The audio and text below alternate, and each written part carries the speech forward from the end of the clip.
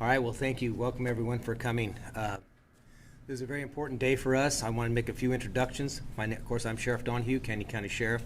To my right is our prosecuting attorney, Bryan Talor. To his right, Ingrid, one of our deputy prosecutors, who's the prosecutor on this, assigned to this case. And of course, Chief Deputy Prosecutor Chris Topmiller.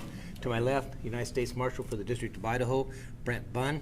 And of course, Ellie, another deputy prosecuting attorney, Ellie Smoza, who has worked this case since its beginning, and our Sergeant Doug Gately, who is handling this case and has been involved with it since day one as well. So, as you know by now, that on Saturday, early morning Saturday, I was contacted and informed that down in Mexico, we're not giving the location yet, Erasmo Diaz was taken into custody by the Mexican federales with the assistance of the United States District Attorney, or United States Marshal Service from the District of Idaho, coordinated from here in Boise.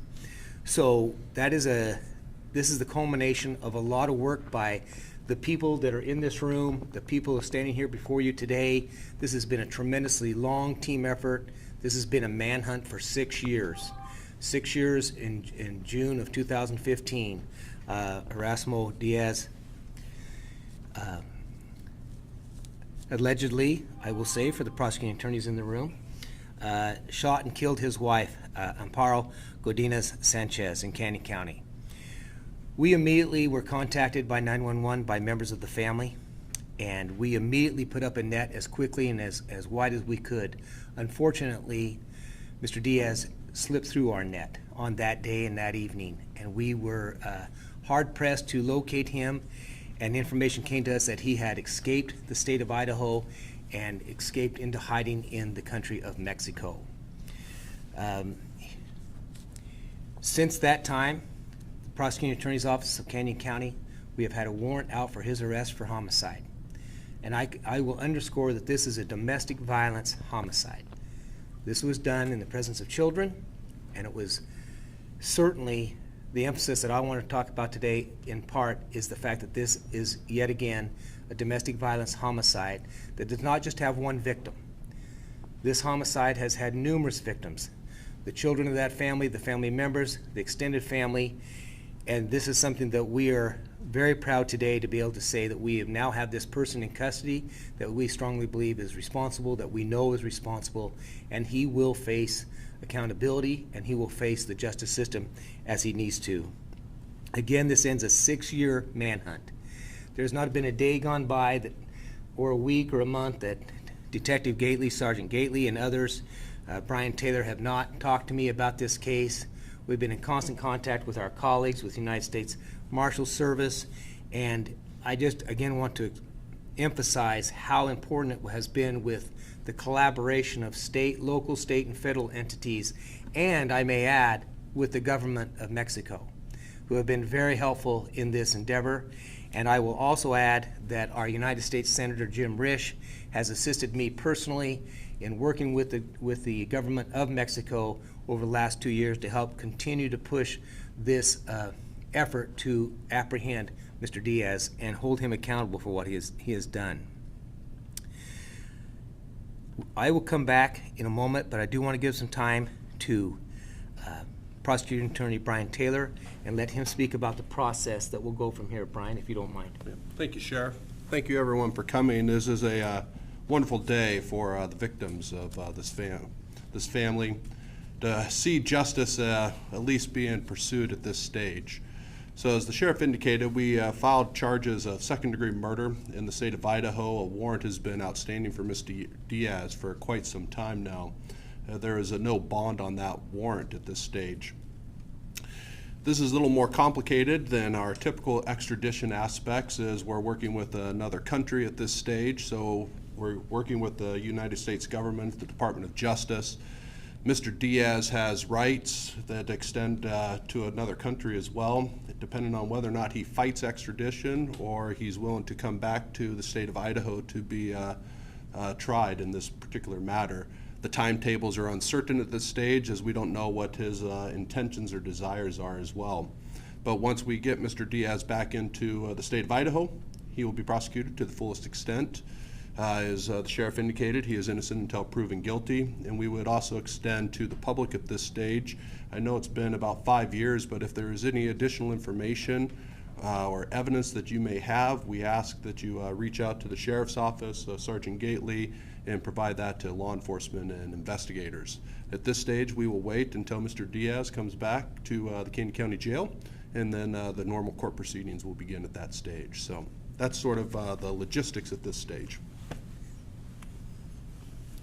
Thank you, Bryan. Appreciate that. And now I'd like to ask our United States Marshal for the District of Idaho. There's so many attorneys around me, but please, Brent. Thank you, Sheriff. On behalf of the Marshal Service, I want to echo some of Sheriff Donahue's comments in the collaboration between local law enforcement and the United States Marshal Service. The tremendous amount of hard work that your deputies and your prosecutors have put into this, along with the deputies for the United States Marshal Service. 6 years is a long time. We do not forget. If we have a warrant for you, and in this case, the United States Marshal Service adopted the Canyon County warrant. If we have a warrant for you, we're never going to quit looking for you. It's a tireless effort, even though we have numerous other cases, not only in the Marshal Service, but certainly here in your county. You certainly have a lot of things going on. But we never stop looking for you. And this is really a tremendous day to be able to tell the victims that are survivors that he is in custody, and that at some point this might help with some closure to the incident that happened in their family. And we just appreciate everybody's cooperation in working on this case.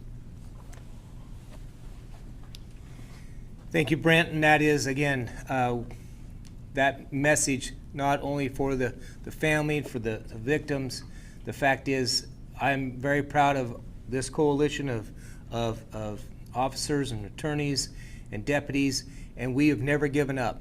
And that is our motto. We will never give up. As the Marshal just stated, we will continue to hunt. We will continue to hunt them down when they commit atrocities in our county or within the state of Idaho. We are never going to forget, and we will do everything we can to bring these people to justice. So I'm very proud to say that we have got to this point. There's more to do, right? Case is never done until we get through the adjudication. But at least we're at this level, and I'm very, very proud of that. I'm proud of my men and women who have worked this, and the men and women that we've been working so closely with. And again, I will come back to the fact that this is yet another terrible example of the heinousness of domestic violence.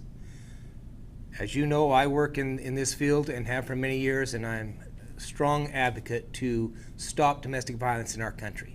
Not just in our county, not just in our state, but throughout our country as well. In fact, internationally. And this is what happens when we don't address societal issues like domestic violence. People will suffer for the rest of their lives. There's a lot of victimization in a case like this, and again, I just can't emphasize how hard that is on not just the families, but quite frankly, the men and women you see before you, because every one of them are committed as strongly as I am to stop the terrible tragedy and epidemic of domestic violence. So thank you all for coming. We will stand for some questions. We're going to be limited in our answers because this case, as the prosecutors pointed out, is still an open investigation. Mr. Diaz does have rights, and we will protect those rights as well as we protect anyone else's rights in this country and in this state. So with that, I don't mind see if we can field a few questions, and we can see if we can answer them, if you have any. If you don't, that makes these people relax really heavily right behind me. So thank you all for coming. We appreciate it. Thank you, Sheriff. You bet. Thank you. Good job. Thanks, Brent. Kieran. Thank you You so bet. much. Thank you. Good job for your team. Yeah, I'll